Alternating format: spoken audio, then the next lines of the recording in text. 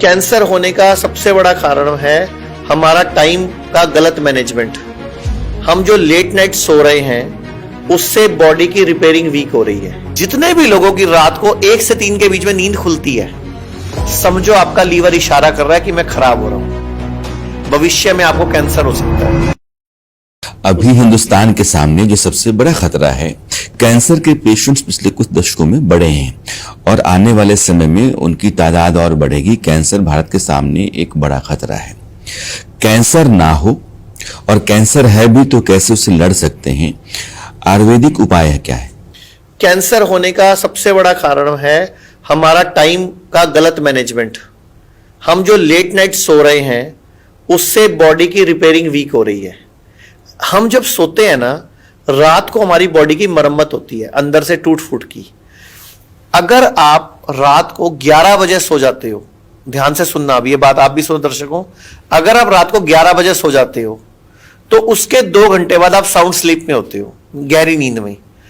1 से 3 बजे के बीच में आपकी पूरी बॉडी का ब्लड लीवर से गुजरता है और उसकी पूरे की सफाई होती है। जितने भी लोगों की रात को 1 से 3 के बीच में नींद खुलती है, समझो आपका लीवर इशारा कर रहा है कि मैं खराब हो रहा हूं, भविष्य में आपको कैंसर हो सकता है। तो जितने भी लोगों की रात को नींद खुलती है 1 बजे, 1:30 बजे, 2:30 बजे, 3 बजे, 3:30 बजे, तो खतरे की घंटी है। मींस बॉडी अपने खून की सफाई नहीं कर पा रही। तो खून की सफाई होने के लिए रात को एटलीस्ट 10:30, 11 बजे तक सो जाना चाहिए और सोने से 1 घंटा पहले फोन छोड़ देना चाहिए, क्योंकि जो ब्लू लाइट है ना, वो हमें कई देर तक ब्रेन में उसका असर रहता है। और अगर आपको साउंड स्लीप नहीं आई तो लीवर में से सारा ब्लड नहीं गुजरेगा। लीवर में से ब्लड गुजरता ही क्यों है? सफाई के लिए, टॉक्सिन के लिए। आयुर्वेद का एक सूत्र है, सर्वेषाणाम रोगाणाम निदानम कुपिता मला, कि कोई भी रोग, सर्व रोग, कुपित मल को निकाल दो, स्वयं ठीक हो जाते हैं। तो सारी बीमारियों का मूल कारण कुपित मल है, बॉडी में जमा हुआ टॉक्सिन्स है। तो लीवर एकमात्र ऐसा अंग है पूरी बॉडी का जो ब्लड को रात को साफ करता है। लेकिन आप रात को कभी 1 बजे सोते हो, कभी 12:30 सोते हो, कभी 2 बजे सोते हो, कभी नाइट ड्यूटी है, कभी आप फोन देख रहे हो रात को, कोई सीरीज देख रहे हो नेटफ्लिक्स पे या किसी OTT पे। तो थोड़े दिनों में ना आपके खून की सफाई का पैटर्न बिगड़ जाएगा, बॉडी में गंदगी जमा होनी शुरू हो जाएगी, टॉक्सिन इकट्ठे होने शुरू होंगे और आपकी बॉडी में कैंसर की शुरुआत हो जाएगी। तो अब वो ब्रेस्ट में गांठ इकट्ठी होगी तो ब्रेस्ट कैंसर हो गया, अगर गले में होगी तो गले का कैंसर हो गया, मुंह में होगी तो मुंह का कैंसर, मलाशय में हो गया तो रेक्टम कैंसर, सर्विक्स में हो गया तो सर्विक्स कैंसर, ब्लड में हो गया ब्लड कैंसर। तो कैंसर बेसिकली कुछ और नहीं है, आपकी बॉडी में ही जमा हुए टॉक्सिन का एक्युमुलेशन है।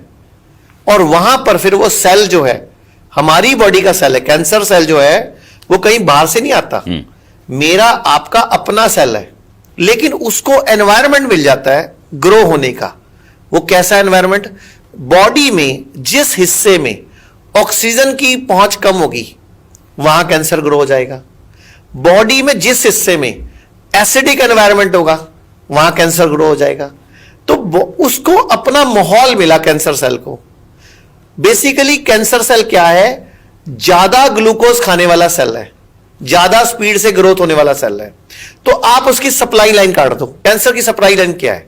चीनी, अच्छा, सफेद नमक, कार्बोहाइड्रेट, रोटी, गेहूं, चावल, जानवर से प्राप्त कुछ भी पदार्थ, दूध, दही, मलाई, पनीर, ये इसकी सप्लाई लाइन है कैंसर की। अब काट दो, थोड़े दिन के लिए एल्कलाइन डाइट पे आ जाओ, नेचुरल डाइट पे आ जाओ, भोजन पे आ जाओ। हल्दी खाओ, कड़ी पत्ते चबाओ, पुदीना धनिया का जूस पियो, पालक, मेथी, बथुआ, चौलाई, मूली पत्ता, शलगम का पत्ता, पान का पत्ता, बरगद का पत्ता, पीपल का पत्ता, अमरूद का पत्ता, या जो भी पत्ते का जूस पिया जा सकता है सबका मिला के जूस पियो। मतलब बॉडी में एल्कलिनिटी बढ़ा दो। एसिडिक एनवायरनमेंट किया, कैंसर के सेल अपने आप मरने शुरू हो जाएंगे। कैंसर पहले तो ग्रोथ रुकेगी, फिर वो यूटर्न भी ले लेगा। बड़ा आसान तरीका है। भारत में हमारे 120 से अधिक हॉस्पिटल, क्लिनिक और डी केयर सेंटर्स मौजूद हैं, जहां 900 से भी अधिक आयुर्वेदिक डॉक्टर्स और विशेषज्ञ आयुर्वेद, नेचुरोपैथी, पंचकर्म और डाइट थेरेपी जैसे प्राकृतिक तरीकों के माध्यम से कैंसर, किडनी, लिवर, हार्ट और अन्य गंभीर बीमारियों को रिवर्स करना सिखाते हैं।